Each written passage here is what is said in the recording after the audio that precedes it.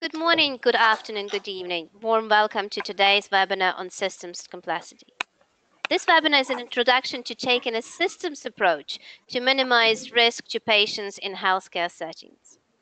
We are delighted to welcome our today's presenter, Dr. Vaughan, Director of Quality and Patient Safety in Children's Hospital Group and Consultant Respiratory Pediatrician, as well as an ISQua board member. He previously was the Executive Director and Clinical Director of Quality and Safety for Hamad Medical Corporation, the national health system of the state of Qatar. Dr. Vaughan was the Director for Leadership and Quality in RCPI in Dublin, responsible for developing and delivering a diploma in Leadership and Healthcare Quality directed at the senior healthcare staff, and led in the development of the National Quality Improvement Programme jointly with the Department of Health, the Health Service Executive, and the Royal College of Physicians in Ireland. Dr. Vaughan's research interests include determination of patient harm, optimal strategies to build capacity and capability for improvement amongst healthcare staff, and shared decision-making with patients. Just a couple of words about the format of today's presentation. As usual, it will take 40 to 45 minutes, and we will leave 15-20 minutes for any questions that you may have. We will be taking the questions throughout the session, so if the question does come up, do not hesitate and do not wait until the end of the session. Please use the question or chat box provided to type your question in or raise your hand. If you do raise your hand, please do make sure that your mic is working. We will be able to unmute you and you will be able to ask your question live. We will be using a couple of polls during the session as well and would appreciate your active participation. Now, without further ado, enjoy the presentation and over to you, Dr. Vaughan. Thank you, Juliana, and welcome to everyone from all around the world. Good morning, good afternoon, good evening, wherever you are. So for the next 45 minutes or so, I'm going to talk about safety as we might look at it from a systems perspective. And I'm hoping to be able to persuade you that perhaps we're looking at safety not exactly the right way to date, and by looking at it from a slightly different perspective and with a different mindset and different tools, we can start to look differently and see where the opportunities to improve care are. So as Juliana said, I'm a pediatrician or respiratory pediatrician. I've been a consultant pediatrician or attending level physician for 16 years. And my interests have evolved from the pure clinical aspects of care to the organizational and system aspects of care, particularly as they pertain to safety and risk. I have no conflicts of interest. At the end of this session, I'll hope that you'll be able to understand the challenge posed to healthcare by not taking a systems view, be able to describe a systems view to improving healthcare, describe examples of particular safety systems, and outline the lessons learned from implementing them. And lastly, describe how to assess risks taking a systems view. So the structure of this webinar is broadly in four distinct themes or areas. The first, I'm going to give some background and context. Then I'm going to move on to some theories around safety systems, particularly propounded by Charles Vincent and René Berti. Then I'm going to talk about systems approach to safety in other industries, and then lastly wrap it up by describing examples of safety systems and risk systems and models around which they're based. I'm going to start with this video, which is over 30 years old, 32 years old now. I remember it very well as a teenage schoolboy, and it shows the Space Shuttle Challenger taking off. Cleared the tower. Challenger going into its roll. That's planned. Good roll program. Far away from pad 39B, the first use of pad 39B since the old Apollo days and the Skylab missions. It's chilly in Florida. Icicles formed on the pad overnight. NASA engineers were concerned that they might have broken off during the launch and affected the fragile heat protection tiles that protect the shuttle on its way back in during re-entry. We'll throttle down to 65% shortly. Don't don't know what the effect might be just yet. The astronauts will take a look later on during the mission. Engines at 65%, 3 engines running normally, 3 good fuel cells, 3 good APUs. APUs, the auxiliary power units. 2,257 feet per second. Altitude 4.3 nautical miles, downrange distance 3 nautical miles. It's always amazing to hear how quickly the shuttle moves. It's already more than 4 miles downwind as we engine throttling up, 3 engines now at 104%. Challenger, go with throttle up. Challenger, go with throttle up. The shuttle mission will launch, my God. 1 minute 15 There's been an explosion. Velocity 2,900 feet per second, altitude 9 nautical miles, downrange distance 7 nautical miles. This is not standard. This is not something that is planned, of course. I can see a solid rocket booster has broken away from Shuttle Challenger. That's what you're looking at in the middle of your screen. I cannot see the shuttle itself. I don't know if it's able to continue. A very traumatic event embedded in the memories of anyone who was around at that time. What is really interesting about the space shuttle was what was the root cause? And those amongst the audience who remember their history may recall that the root cause was ascribed to a piece of plastic, a seal in the fuel tank that operated well at normal temperatures, but you may have heard the TV commentator referring to freezing temperatures and icicles in Florida, very unusual for Florida. And what was subsequently found was that this seal, this plastic seal, became brittle at temperatures below the freezing point of water, below 0 degrees Celsius. And because the seal became brittle, it allowed the hot gases, the volatile gases, to jet out and incinerate the fuel tank and cause an explosion. So in one sense, that is the root cause. And this is the problem we find in healthcare all the time. We're looking for that single root cause. But if you step back and ask and look at this a little differently, and you could argue that this wasn't the root cause in the sense that it was known. The engineers knew that this was a problem, that the specifications did not allow, the policies and regulations of NASA did not allow, or should not have allowed, the space shuttle to take off in those temperatures. So that leads into broader questions. Well, what were the root causes? Were they cultural, or were they organizational? Were they what prevented those in a position to know, in a position to make a decision not to fly the shuttle, not to take that decision? So in many sense, there are many root causes, and this is what more and more people are beginning to appreciate. When we look at complex systems and when things go wrong, there is rarely, if ever, a single root cause. So we have to step back and start to take a systems perspective. I think one of the challenges is that more and more we hear people in healthcare talking about systems and systems thinking and systems analysis and understanding why the system failed as opposed to individuals. But I think Robert Pirsig, who wrote this book over 50 years ago, Zen and the Art of Motorcycle Maintenance, put his finger on it very well when he said there's so much talk about the system and so little understanding. And I think there's a lot of truth to that, in that we have very linear ways of thinking. We still focus on cause and effect, which are probably ingrained way back in our genes from tens of thousands of years ago. So it's hard for many of us, unless we're trained in a certain way, to think truly systematically. Which leads on to safety. What is safety? And again, I think the reductionist linear mindset would view that safety is something that emerges when you have all the components of a system working perfectly and reliably. But in fact, the experts, the deep thinkers around safety would say that that's not the case, that safety is a characteristic of the entire system and not of their components, that safety is an emergent property of the system itself. So put it another way, if you had a chemical manufacturing plant and every single piece of equipment in that plant was reliable and worked perfectly, even if you could measure that, which you couldn't, you still could not assure the safety of that system, because the safety emerges from the entire system and not the subcomponents. So that leads to the next question. Well, what's a system?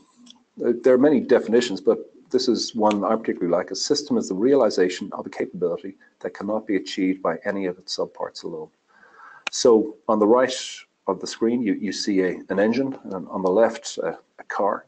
So the car is a system, which the engine is a subpart. But the subpart will never be a car, that the carness, as it were, emerges from the interplay of all the systems, or the subsystems. So that then leads to the question, well, what are the elements of a system of safety? And that's important because there is an emerging body of work, both theoretical and actual, that says we need to look differently at safety in healthcare. Why should we start taking a systems view? And there's a number of reasons.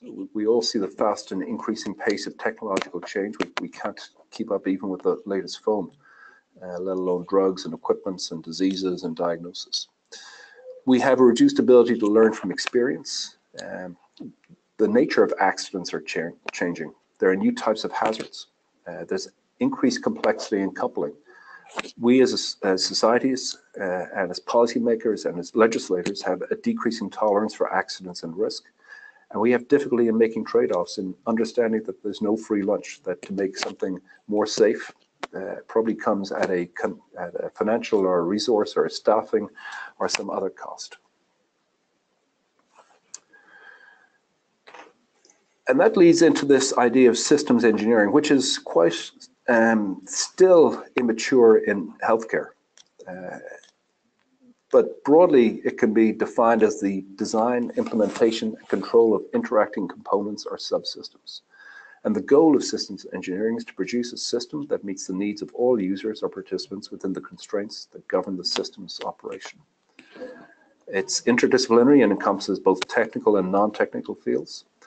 There are many high-level and strategic or performance measures built into a well-engineered system, and many participants have different value systems and many decision makers, so it's difficult to come up with an optimal solution that meets conflicting criteria. Peter Pronovost is probably one of the best thinkers and doers in the field of patient safety, and he's in the last couple of years published this graph, which is a nice graph, but I don't think captures everything. And he makes he argues that we have become safer just by looking at mortality rates amongst patients. And he breaks that into three great waves. And the first probably stemming from the 40s, 1950s, into the 70s, 80s, came from technical advancements, improved surgical techniques, medical therapies, better imaging, better training, better antibiotics. And then with the increasing awareness that we weren't as safe as we might be, probably led to the next great wave, which was around standardization through the 90s and 2000s. So process checklists, measuring, reporting, process compliance, and feeding back data and metrics. And he says we're now on the cusp of the next great wave, which is in green, the high reliability organizing, paying attention to frontline practices and behaviors, ensuring there's explicit leadership support for responding to and learning from errors, and focusing more around teamwork and care coordination. But I think the point is that he's making is that there's still more progress and more gains to be had. Which leads to the question, well, how safe are we? This is from a couple of papers we published about 2 years ago, and these data are taken from Western health systems, but broadly, the data are similar, remarkably similar from health systems around the world. These are largely data taken from papers that used an approach called a trigger tool, which is a screening methodology looking at randomly selected charts of patients, looking for triggers or suggestions that harm may have occurred. So a trigger would be an unexpected admission to the intensive care unit, or an unexpected cessation of an antibiotic, or unplanned transfusion of blood. And in the red or the orange on your screen is the rate of adverse events in various studies around the world, and blue is the rate of preventable adverse events. And you can see broadly that the rate of adverse events ranges from about 7 to 15% across the Western world. And preventable adverse events range from about 4 to 8%, again, across the Western world. So what this says is that regardless of how you structure your healthcare system, regardless of how you resources, regardless of how you pay for it, regardless of how you train and staff, regardless of the complexity of the equipment and the systems and the drugs, broadly we're harming 10% of our inpatients, which is quite striking when you consider the implications of that. So one of the challenges we have is that around, and Peter Pronovost says this, that our current model of delivery, we expect that harm is inevitable. It is part of the cost of doing business, as it were. We tolerate risk to an extent that many other industries would never accept. We generate data in silos and do not share it. And when we try to improve things, we do it in a segmented, siloistic manner, which is guaranteed, even if it succeeds within that silo, raises the challenge of spreading, sustaining across systems and organizations. And we still worship the heroes in healthcare, those who save the day, as opposed to the unsung heroes who prevent the bad stuff happening in the first instance. So how have we tried to improve safety? Lots of ways: data, rules, regulations, standards, assurance, accreditation, licensing, litigation, lock the bad doctors up, focusing on the ethic impairment to improve safety, putting more technology in, devoting more resources, quality improvement methods of various types, and importing approaches from other industries without understanding the context. And there's probably many more. But Pronovost, I think, puts his finger on it, and which really gets the crux of this systems challenge. He says, we've selected tools or technologies, error reporting or crew resource management, in isolation, failing to recognize that these tools are part of a comprehensive system to ensure safety. So my favorite, I'm going to come back to it, is SBAR. No one could disagree with a standard form of communication, but in the experience of many people in many healthcare systems, SBAR is brought in just as a tool. You will speak SBAR language with no appreciation or consideration as to, well, what is the wider system in which we're trying to introduce this, and what changes do we need? What tools do we need? What training, what measurement, and so on. So if there's, I think, one message to take away from today's webinar is that isolated tools taken out of context, introduced into healthcare, will have limited to no impact. In fact, they may be counterproductive in that they'll suck up time and resources or spread disillusion and cynicism among staff when they're seen not to work. I think we have to accept that health systems generally have not been designed. They've evolved to deliver a certain rate or certain number of errors. And if we accept that premise, then I would argue that the corollary of that is that adding more complexity to an unstructured, unplanned system is likely to use more resources and paradoxically increase the rate of error rather than decreasing it. This is a paper I came across just last week from the Journal of the American Medical Association, published in 1917, so 101 years ago, from two surgeons in New York. And this is my favorite quote in it. Until a few years ago, hospital services were relatively small, diagnostic methods were simple, the staff small, and the turnover slow. Consequently, the details were simple, comparatively few, and readily kept in mind. The treatment of the individual was, in general, conscientious and satisfactory. With the large service of the present day, remember this is 1917, however, the complicated methods of diagnosis, the large staffs, and the rapid turnover, systematization has become essential. So on the picture on the left-hand side of the screen is a spaghetti map of circulating operating room nurses doing an appendicectomy. So these guys were way ahead of their time. And when I read this, I remembered Atul Gawande, who talked about in the 1970s in the US, an average patient was in general cared for by 2 caregivers, so usually a doctor and a nurse. And in the 1990s, early 2000s, he estimated that it had increased to 25 caregivers. So the complexity is increasing at an exponential rate. And I think this goes to the root of the challenges we're seeing in healthcare systems around the world. Despite more money and more resources being put in, they are struggling to deliver. And it's often explained away by increasing demographics, increasing demands, and increasing expectation. But I think it's also the complexity that we're adding into an unplanned system.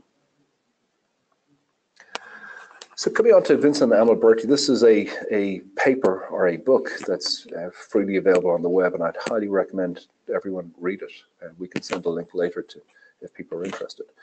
And these are some of the best thinkers in the world on healthcare safety and risk. And they talk about where we were in 1995 and where we are today as in 2015. And they divide it into 4 categories. I've added a 5th in red at the bottom, but they say the foundations are largely unchanged. We talk about incident reporting, quality improvement, best practice, and we haven't changed 20 years later. We still look at harm largely from a professional, medical, legal viewpoint. We're starting to expand the awareness of that a little more, but not markedly. When we look at what's in scope and out of scope, when we look at safety and risk, we are probably a little better in appreciating the importance of culture and human factors and organizational factors. In terms of measurement, we have not really progressed. We count incidents and adverse events. And the last one I've added around risk, that back then we had a poor understanding of system risk, and that's largely unchanged, I would argue. So Vincent Amelberti say that every healthcare system broadly delivers care along a continuum, which they rank 1 to 5, which you can see there. So at the top, ranked 1 is best care possible, optimal care and adherence to standards. And they define the locus of quality. And at the bottom is where we have increased risks of harm, where the harm from our treatments exceeds the benefits. And they believe that we largely inhabit this area 3, and the data would support them. So the data would suggest that the reliability of the systems we operate in work at about a 50 to 60% level of reliability. So in other words, every time you went to an excuse me, ATM machine and put your card in, only 1 in 2 chances would you get your money back out, or your card, or both. They believe, or they argue, that all too often we drift down in here, and all too rarely do we operate at this level. But more importantly and more profoundly, they suggest that the impetus of healthcare systems broadly, whether that's legislators or policymakers or ministries or regulation agencies or executives or boards, are saying to healthcare systems, move from here up to here. We want to see you delivering optimal care and adherence to standards. And on one level, you can't disagree with that. It's very, very admirable. But they make the point that we're never going to get there, that there's more benefit in moving from these areas up into these areas than trying to get everyone up to this level. So I think at this stage we're going to do a poll, and I think that's going to come on. Is that right, Juliana? Yes. So we would like to kind of to see your opinion. What's the next one? Yeah. So it's the next one. Yes, correct. Okay. Thanks. So we would like to kind of, so the next poll is about defining different centers. Yeah. Okay, apologies for that.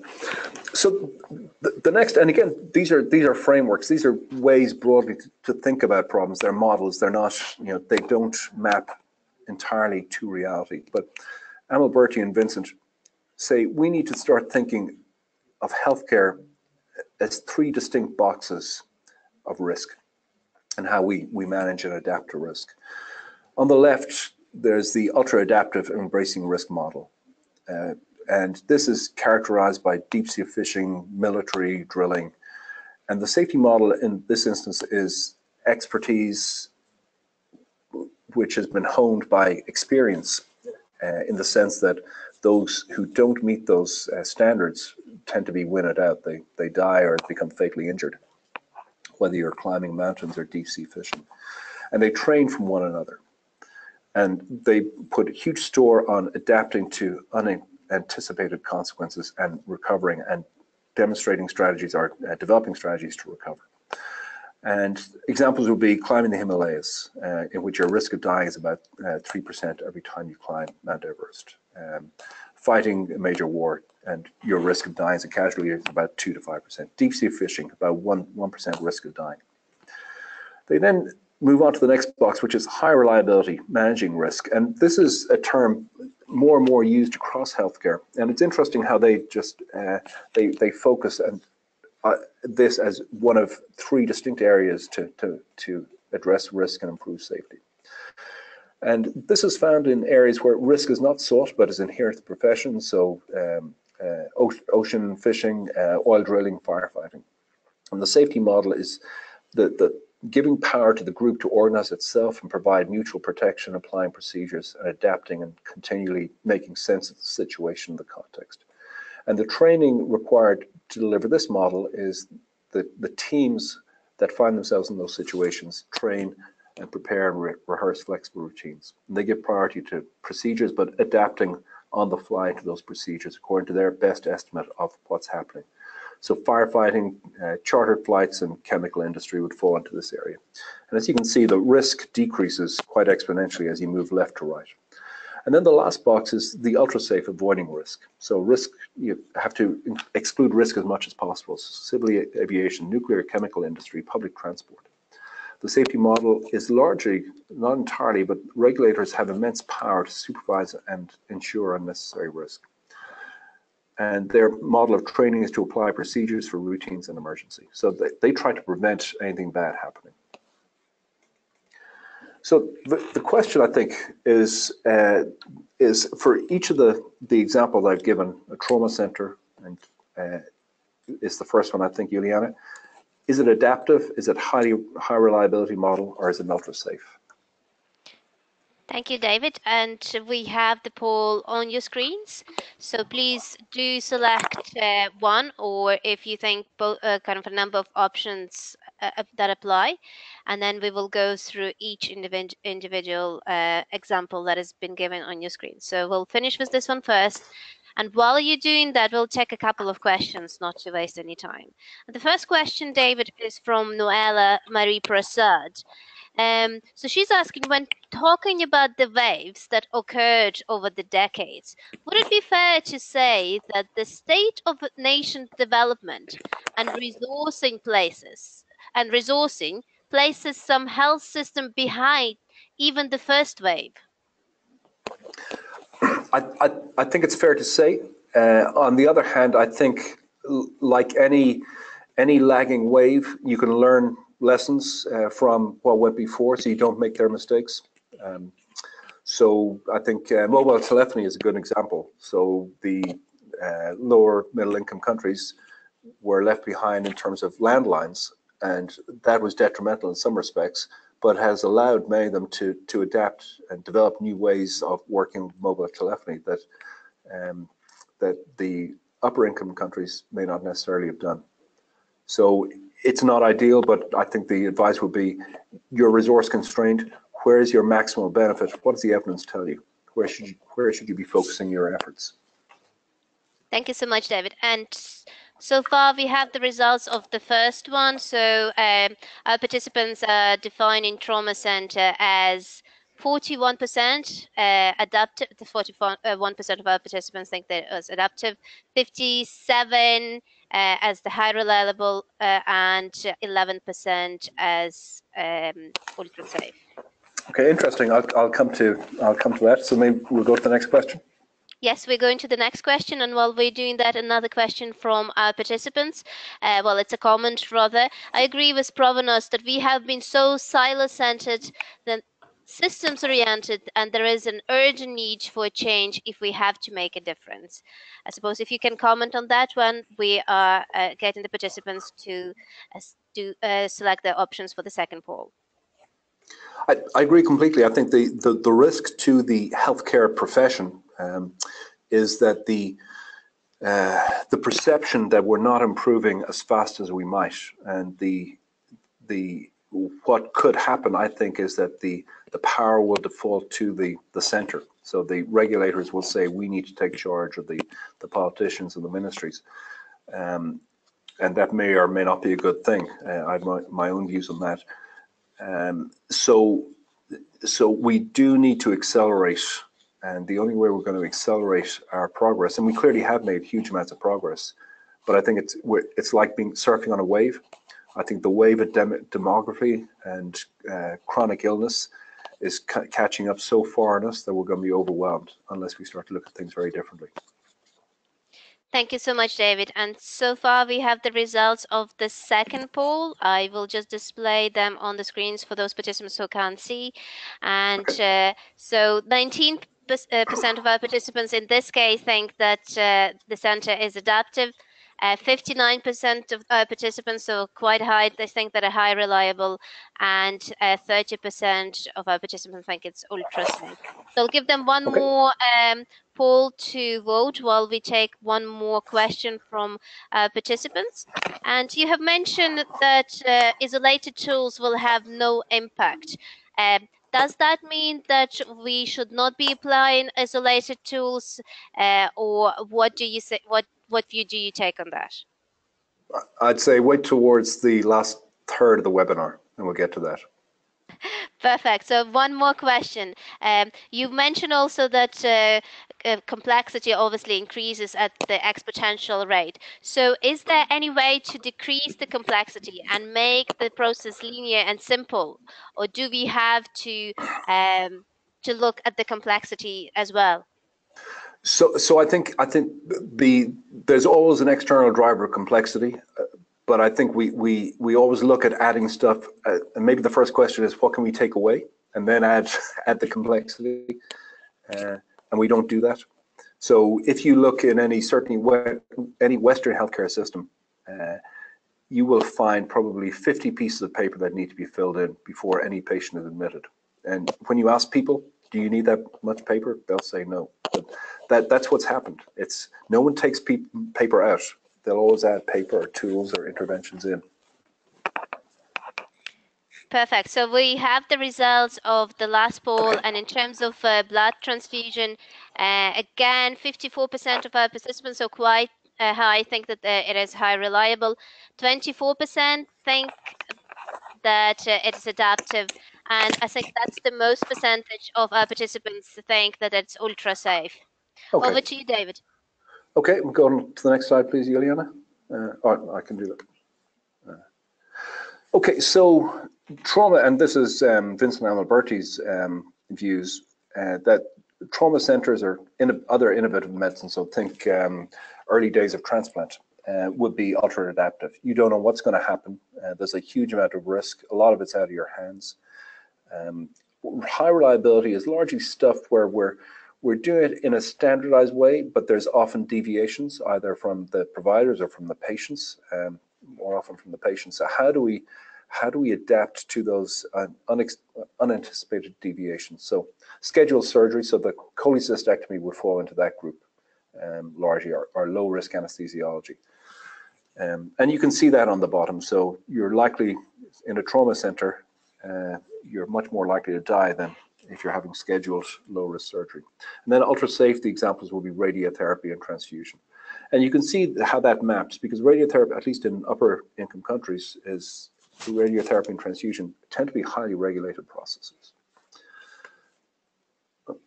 But it's important to remember that there is a constant flux. You're not always just in one of those boxes. So this is a picture of the Manchester bombings last year, where the trauma services, both the first responders and hospitals, had to move from a either ultra safe or high reliability model into that ultra adaptive model. So adult hospitals taking children, for example. So they're not distinct boxes from which you will never move. I want to move on to their approach to how do we make things better, which gets back to their 1 to 5 scale I showed a few slides ago. So broadly, they define it into 2 categories, and there is a third I'm going to add. But on the left, you see what they call optimization strategies. How do we make things better? So on the top left, quality improvement, best practice. So I'm just trying to get the laser pointer working again.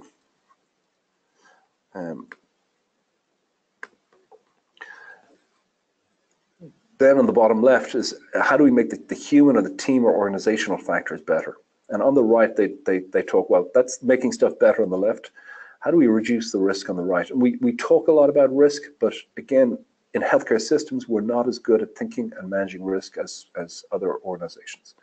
And broadly, they say there's three big categories. We can increase risk control or reduce the range of activity, reduce the range of things we do. So for example, those who remember the volcano Iceland about 7 or 8 years ago, which exploded, and the civil aviation authorities said planes will not fly.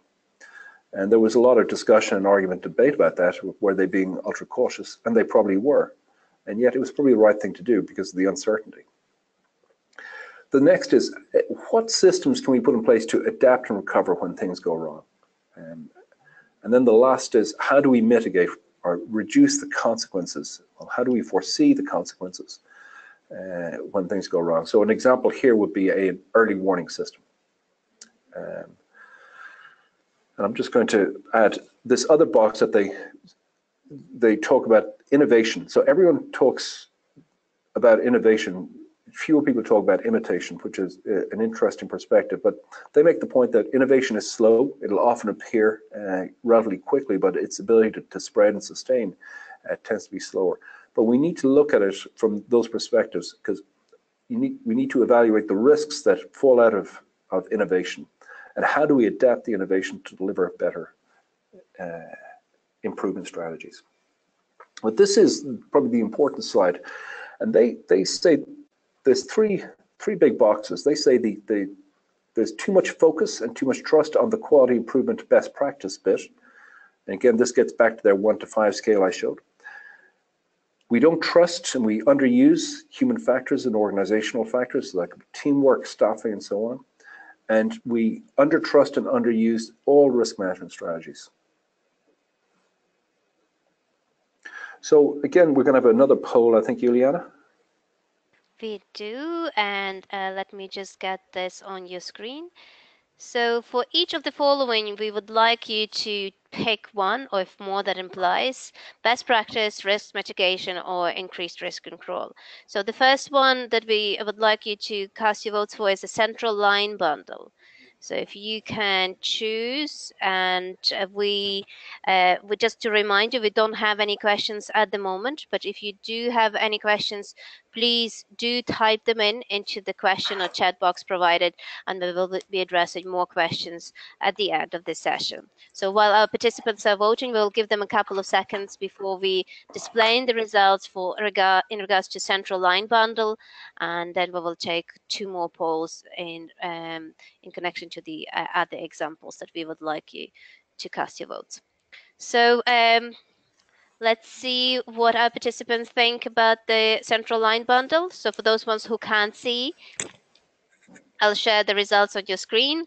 So 71% of our participants think that central line bundle is the best practice. 34% that it's risk mitigation, and 20% that went for increased risk control in regards to this example.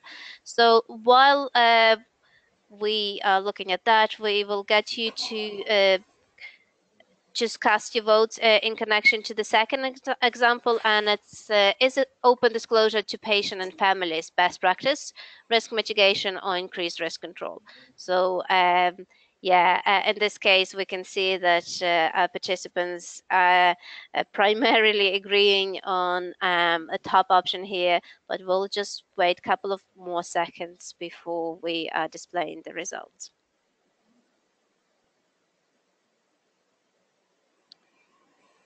Okay, so let's see what our participants think. And in this case, our participants, 52% of our participants think that open disclosure to patients and families is best practice.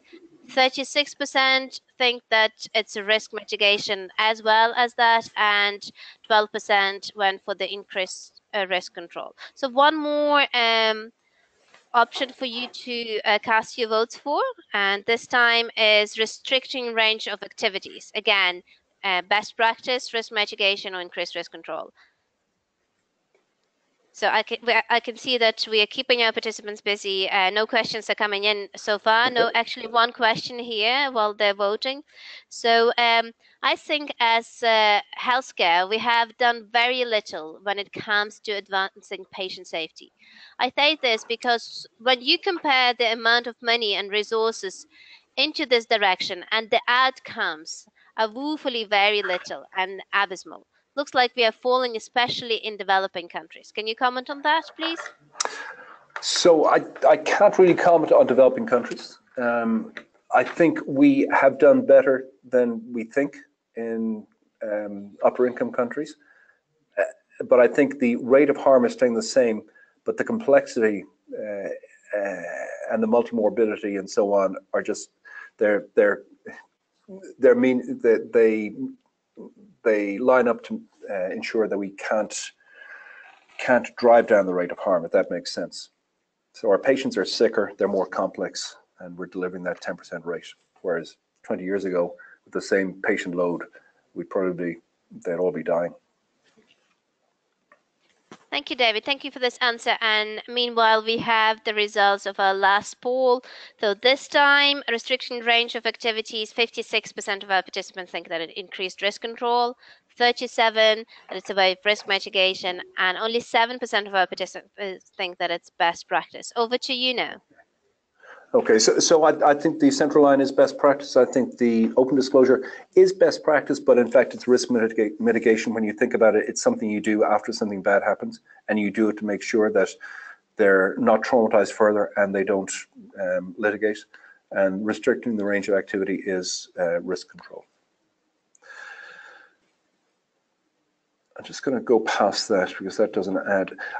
This is a useful slide just in terms of breaking down the way we need to think about systems.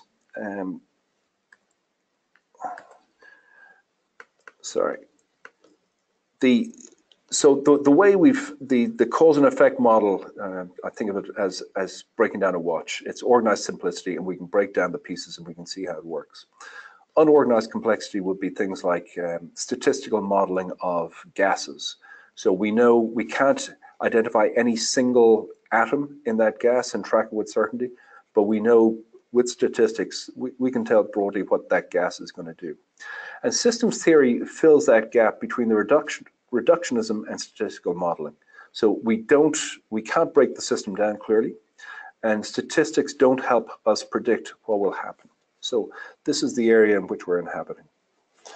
This is an example of taking a systems view in terms of road safety across the US from the 1950s. And you can see a drop from early 1950s, about 7 deaths per 100 million miles traveled, all the way down to about 1 death per 100 million miles traveled. And the point here is that there was no single intervention. It was a whole series, and I've just, for the sake of visualization space, I've only put a fraction of the interventions in. These are some of the big ones. But the key take-home message is no single intervention drove down those rates by 90%. It was a whole series of interventions. Interestingly, the rate has increased in the last 2 years. And if anyone wants to tap in a reason why they think that has happened in the US, please feel free, and we'll come back to it at the end. I'm going to skip this video. So one of the reasons that safety has improved in roads, in aviation, and other industries is this concept of system integrators. So these are entities, not individuals, but entities or organizations that have a role to see the holistic view. And we don't have them in healthcare by and large. And they have a mandate to essentially improve the safety of the process or the system in which they have oversight. That isn't to say that they may have regulatory oversight, they may have legal oversight, or they may be a voluntary bring together of standards. So this is one example in the US, and it's one of the key drivers to improving safety in highways in the US, the National Highway Transport Agency. But they have a number of remits. So they collect safety data, they're responsible for education, they publish safety reports, they conduct research and crash investigations, they test technology and habit changes, and set and enforce safety standards. So my question would be to anyone who's listening, can you think of any example in healthcare, a body that has this complete oversight?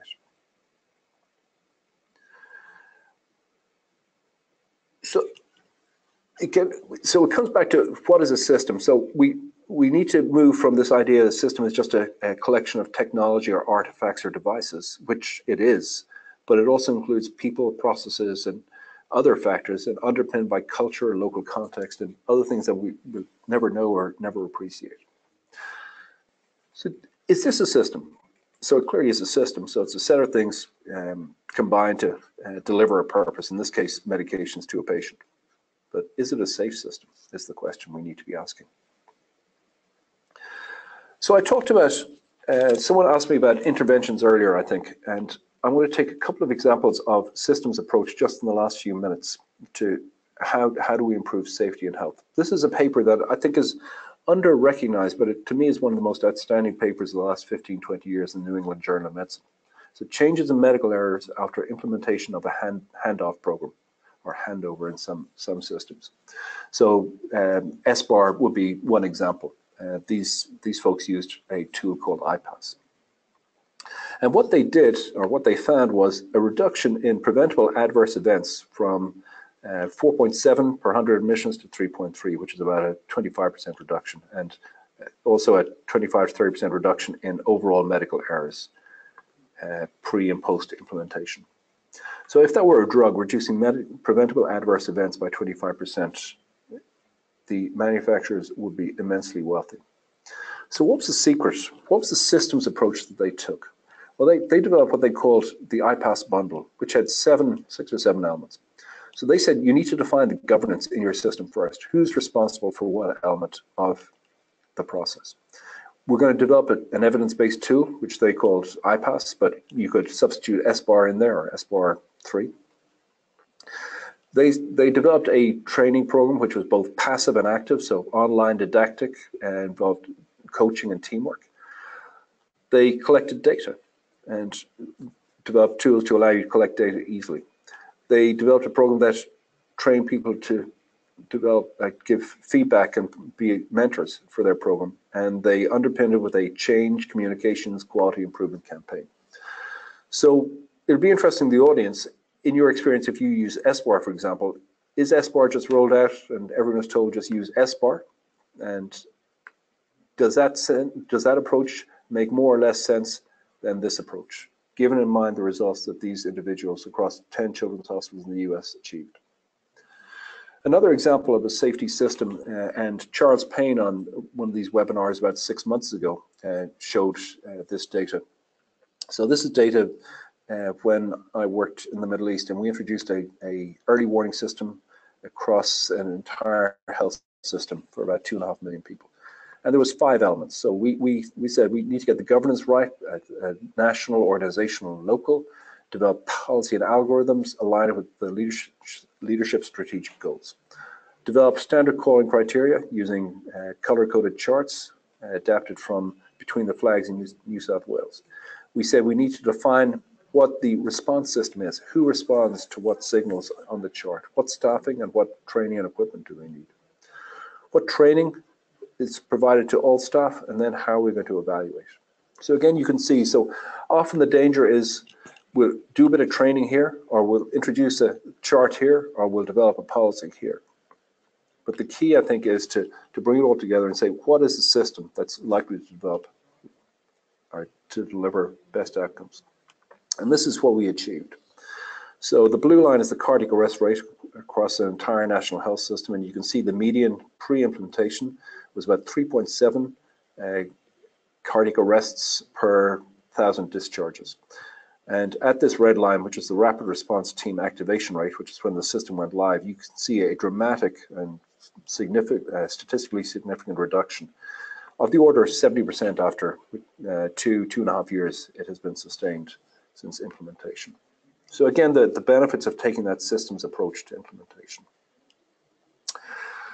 I think just the time is just catching up on us. So I think I might just leave this up as, again, emphasizing the need to look with a systems perspective at risk. This is a paper, I think, I'm not sure if it's freely available online, but this is the reference just published earlier this year. Again, saying the risk identification practices that we apply to patient safety are not fit for purpose. The situation can be improved by studying systems approaches, again that word systems, broadly and successfully utilized in other safety critical industries, such as aviation and chemical industries. So I think we'll stop it there, Juliana. I'm happy to take questions. If there's any questions? Yeah, we have a couple of questions, and we do encourage the rest of the participants to type your questions if you have any. So, Mavin Handoyo, again asking you, is there a tool to simplify complex hospital services? We wish it was. No, I don't think there's a tool. I think it's willingness. I'm not sure where you live and work, but most places I've lived and worked, it's difficult to simplify hospitals for many reasons: political, institutional, cultural, organizational, financial. But it's not just hospitals. So if you look at the history of Western Europe after the Second World War and Japan, one of the reasons that they boomed economically was that the slate had been wiped clean. A lot of vested interests and previous powers were no longer in existence, so they could start again afresh. Thank you. But if you find it too, tell me. Yeah, I know. So another question here from Nilufar Rahmanova. Unlike in other systems, the system approach in healthcare is still siloed as project, but not yet integrated as comprehensively as it should. It is often perceived as an extra effort. Maybe in some cases we do not get rid of old practices, but add new processes. Please comment. Agree completely. So almost by definition, using the word siloed means it's not a system. I don't think we look at the big risks. Certainly in my experience, when we look at risks, we put them on a risk register, and they're largely around, we need more stuff, we need more staff, more money, more resources, more equipment, more buildings, and I'd accept that. What we are less good at is saying, what are the things we're doing today that could hurt us and our patients? And being proactive in reducing those risks. So I ask a couple of simple questions. What are those 3 or 4 things? Do you have a system in place to minimize the risk of those things happening? So think wrong side surgery. Do you have a surgical checklist? Yes or no? If you don't, should you have one? If you do, how do you know it's working? And I found that asking those questions can be quite very illuminating. Thank you, David. There are a couple of questions on this. I think they're all within the same perspective. It's about fund resources and financial implications, and a number of participants that are asking the same question. And we wish we had the answer, but I'll ask that question anyway. So essentially, is there any help to kind of that participants, especially in developing countries, can get their hands off in terms of helping finding the resources and fighting the financial implications? So, well, is there help? I think I'd recommend two publications. One is the Vincent Amoberti, and I think that's really untapped everywhere. To really read that book, and it's only about 100, 120 pages, and it's a good read. I would encourage people to look at that, and these are the questions I put up here. Using that book and that framework, look at your system, not just your hospital or your ward, but your system in entirety, and start to look at it differently. The other, and I'm not sure if we have the ability to send links out, Juliana. The other reference is a publication by Peter Pronovost, and I've taken some of my slides from him, again, encouraging us to take a systems perspective on safety. So we can share the links through the chat box, but we can also include the links together with the recording of this session. So okay. Yes, we can share those links with the participants either now, or we can share the kind of proper references with them, and we will include them with the recording. Okay, I'll dig out the references. Yeah, because we have a number of participants that are typing now, and the comments are just coming in. Zohra Mundi saying, please could you send the reference David is talking about? So we're just going to, for those comments that are just coming through, we will include them with the recording. Yeah, and they're responding, thank you. So maybe you can continue with the presentation, and we see we have whether we have any more questions. So far, we have managed to address all of them. Okay. Okay, let me just go back. So, gonna maybe the last 5 minutes on risk. So, we need to look. What are the types of risk? And sometimes we think that this is easy, that the risks are to patients, but or where do they come from?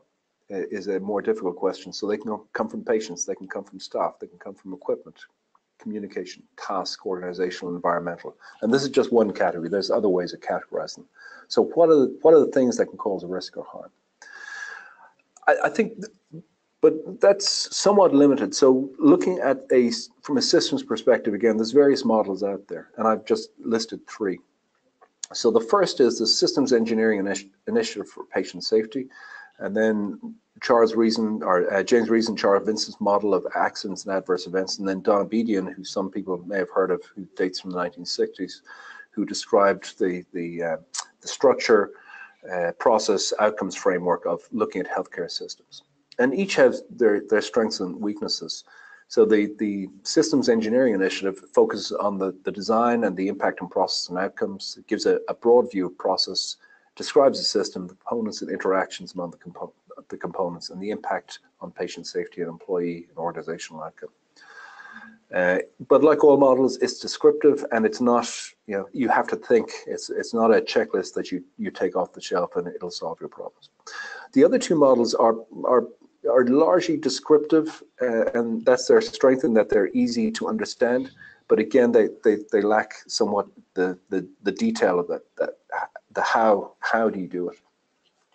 So this is the first model, the SEPS, the Systems Engineering Initiative for Patient Safety, and broadly they look at 3 elements. So the work system, the processes, and then the outcomes. So in that sense, it's no different to Don Bedian's structure, process, outcomes model. But they break the work system down into a number of elements. They say, well, what are the technology and tools? What are the organizational factors? The people, which is both patient and staff. What are the tasks we do? And the environment. And using that as a framework, what are the interplays?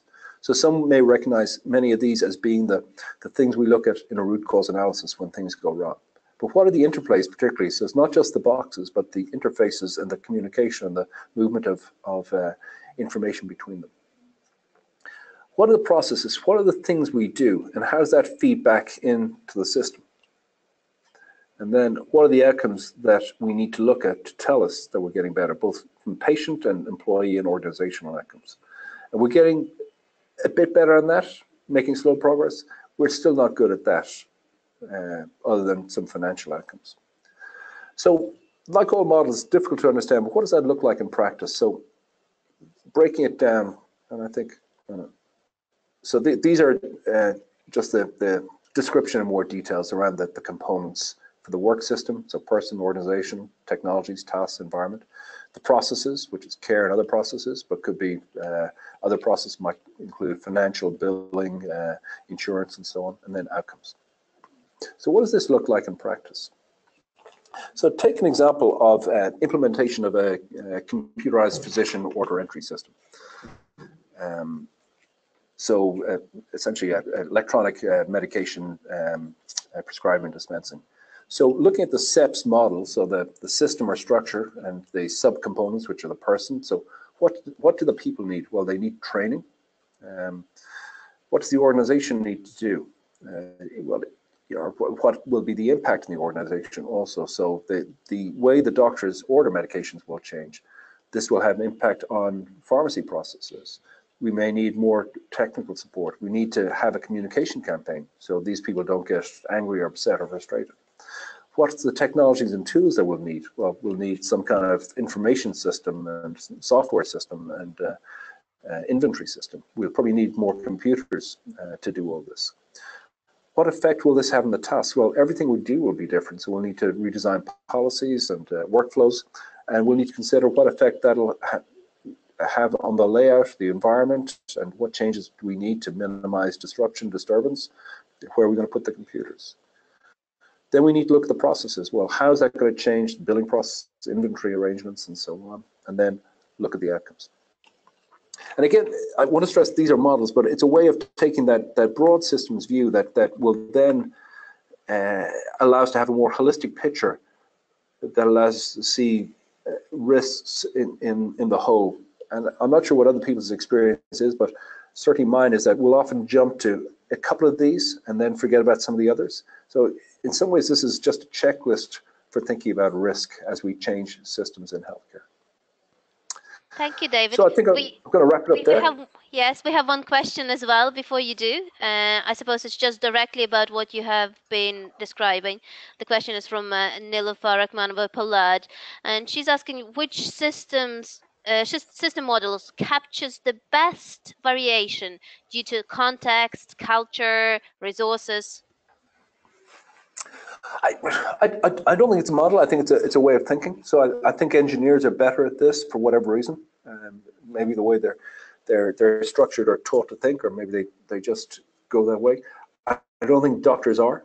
And if you look at different types of doctor, you see this systems appreciation is developed to a greater or lesser extent according to specialty.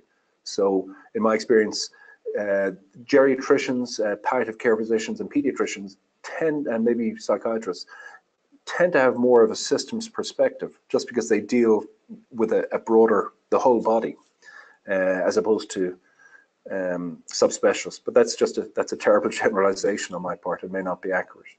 So I think it's a way of thinking and a way of educating. And training, as opposed to having a model. The model just allows you to make sure you're not missing things. Thank you, David. We have more questions coming in.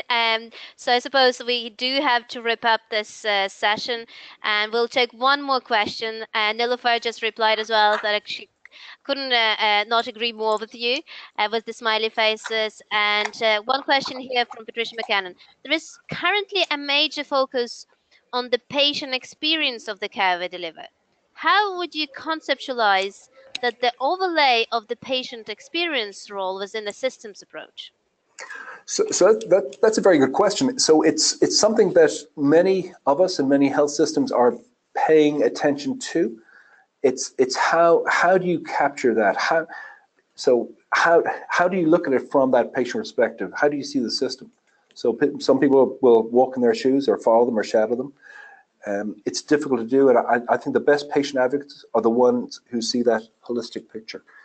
And I think a big gap or a big opportunity is to train the patients or users of the service to start seeing those systems perspective. I think, and I have no evidence to support this, that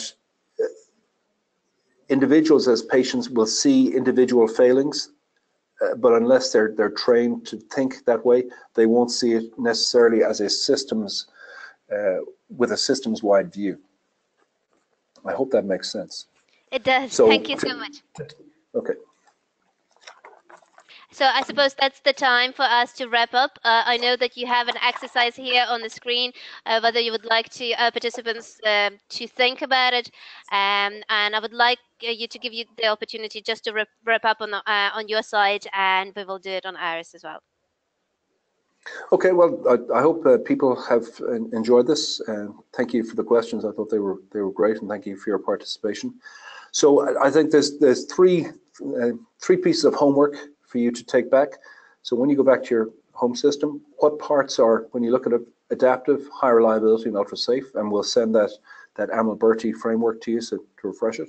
And on the 1 to 5 Amilberti scale, where do you operate? At a unit level, at a ward level, at a hospital level, or a system level? And most places operate at a 3 to 4 level, with exceptional excursions into 1 to 2.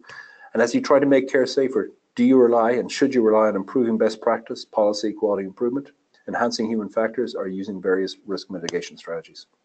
So I hope those questions will help frame and make this session real for you. Thank you so much, David. Participants have never received actually homework on the live webinar, so that's a new thing. So thank you so much for that. Good. And on behalf of ISQua, I would like to thank you for this exceptionally informative, interactive, and reflective session.